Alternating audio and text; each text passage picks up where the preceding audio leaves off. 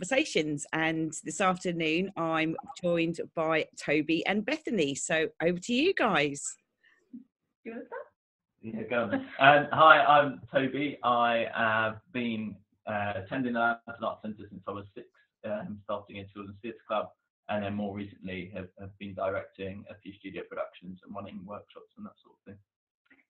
I'm Bethany. I've been attending Lantern Arts since I was 13. So, oh gosh, how old am I? So a good 13 years now. My first production was Oklahoma, and yeah, so I've been there for ages now. I went away and had a break when I went to uni, but came back because once you're in the Lantern Arts, you can't get out. That is very true. I'm starting to find that out now. That is 2 years in, and this is it.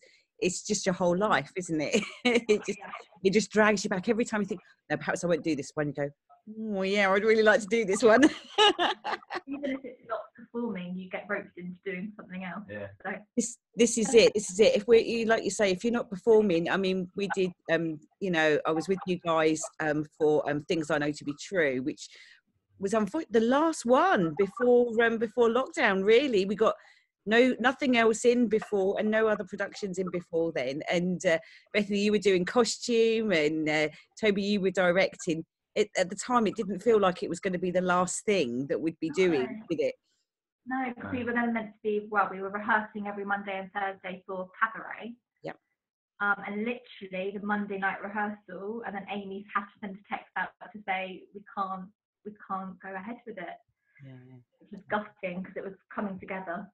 That's right. I mean, these are, we've been saying to everybody, these are just postponements, and as soon as we can, but you'll be pleased to hear that, Andrew and lots of other people are socially distancing, working very well, because we are allowed to do maintenance and repairs in our buildings as of last week. So we've been back in, and I know they're getting busy with lighting and all sorts of things. So as soon as we are ready to rock and roll, we will be rocking and rolling. So that's really good.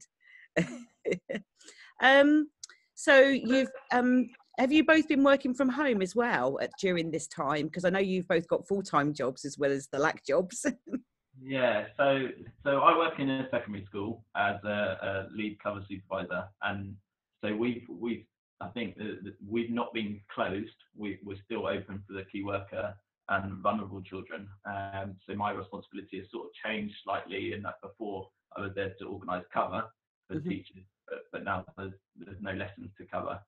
So I've been organising and managing the rota for staff going in, and then also going in myself on the rota on a fairly regular basis to help with the sort of 9-10 pupils that have been coming in. And that's just starting to pick up a bit more, and I'm in 2 days a week. But apart from that, it's working from home. And what about you? Yes, I'm the same. So I'm a fostering social worker. So my job is to recruit people that want to foster, and then I assess them and place children with them if I think they're a good match, and continue to provide support for that foster carer when they've got a foster child in place. Yes, it's been weird because I've had to do all my home visits via Zoom.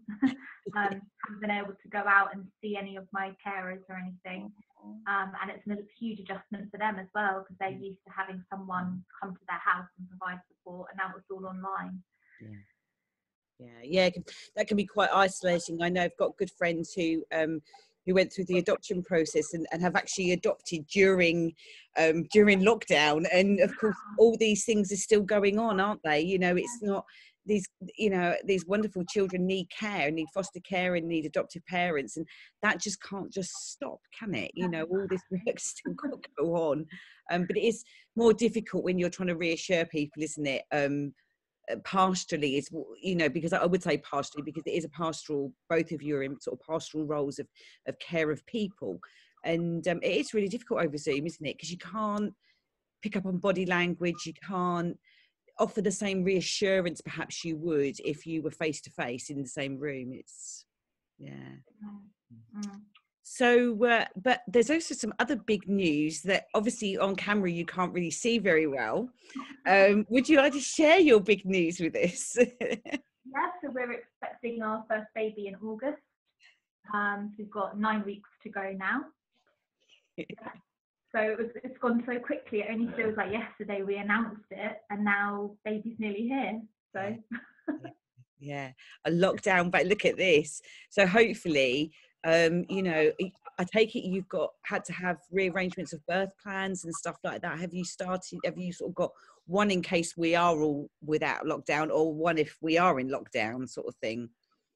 Yeah, so at the moment, so Toby won't be allowed to any of my appointments at the moment, but hopefully he'll be allowed at the labour, hopefully. So because more and more that's being allowed. At the very beginning of lockdown, it wasn't allowed, but now it seems to be. At the moment, I wouldn't be allowed a water birth because of risk of infection.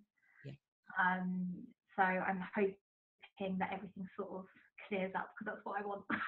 Yeah, and that's it. That's what, you know, before this you wouldn't have given it a second thought that, you know, and we're talking about, obviously, you know, a lovely place we live in. We're very lucky. We live in the UK. We've got brilliant hospitals and great provision, and we do take it for granted slightly that when, you know, when we do get pregnant and when things happen, that, you know, we'll be able to have our wishes fulfilled, because we all want, speaking as a mum, you know, we all want to have good births. We all want to have that journey from pregnancy to then holding our babies as something that's fulfilling for us, but also not traumatic for our babies. So, and we take it for granted, don't we? And you've had to sort of rearrange now all your expectations of what kind of labour you may have.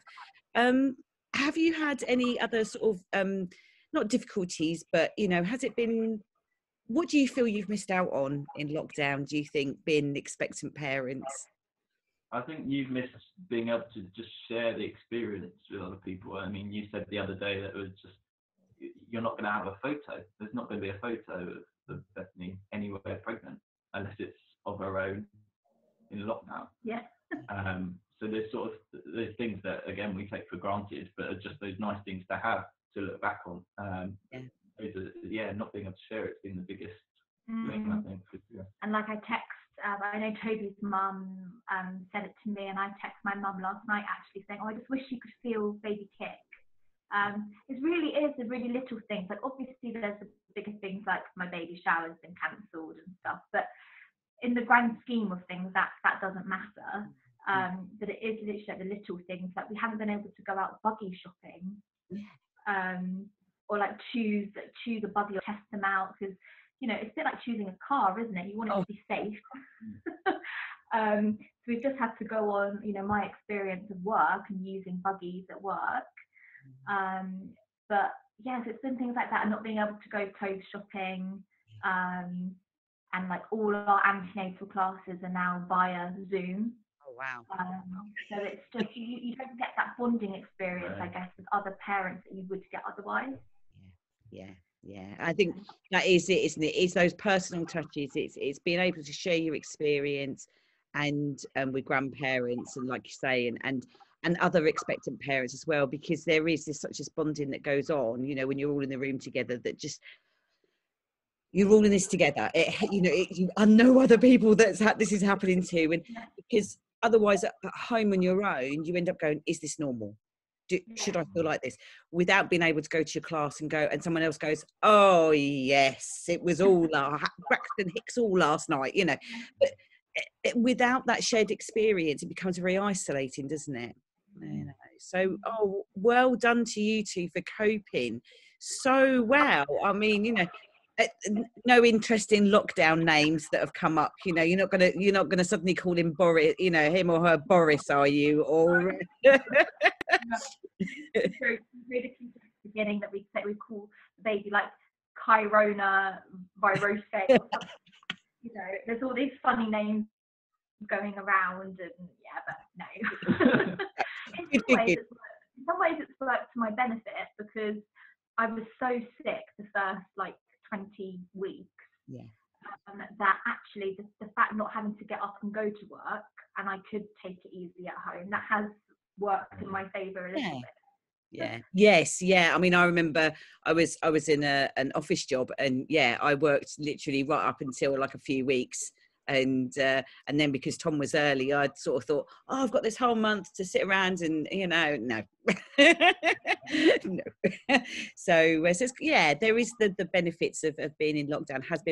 You've been able to take good care of yourself, health wise, which is really, really important. And so how I know you're both people of faith, so how has your faith impacted your experience? Do you think, because you have a strong faith, that it's impacted your experience of lockdown?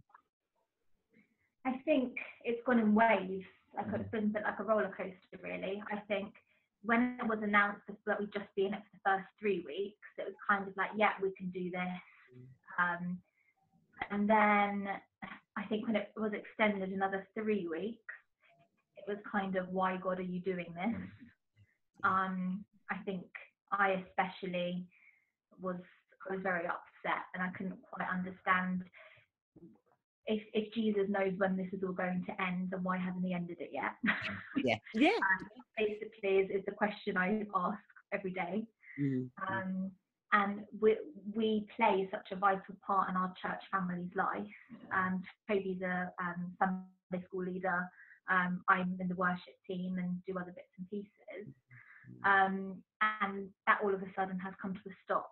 And you miss your church family, you miss your Sunday routine. But in other ways, like I've started up a Bible study with a friend on a Monday that I never would have done otherwise.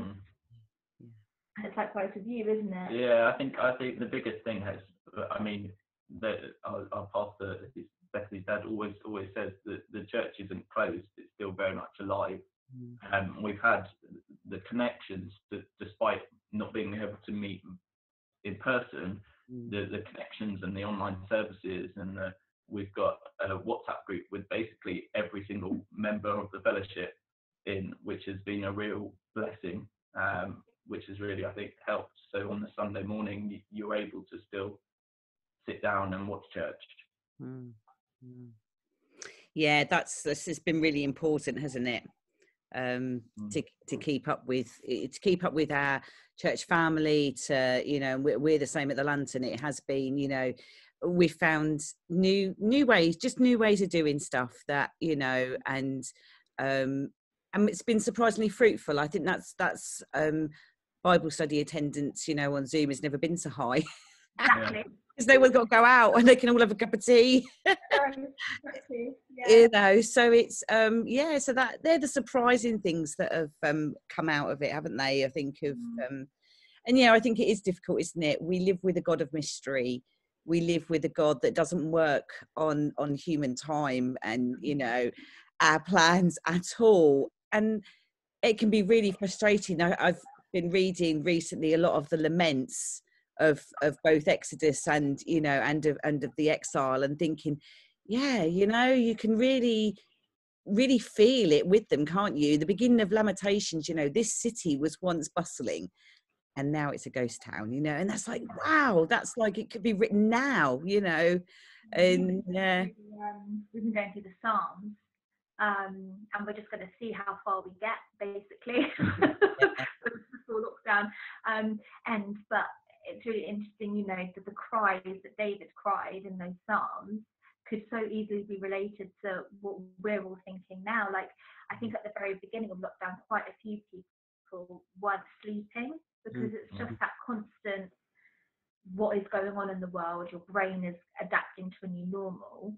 And, you know, David writes about, I can't sleep, you know, I'm worried, I'm anxious.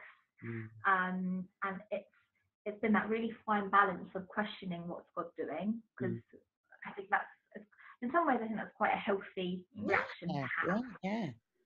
Questioning what he's doing, but also going, okay, we know you've got it under control. I think especially for us with the baby on the way, it's been a, why have you done this to us right now?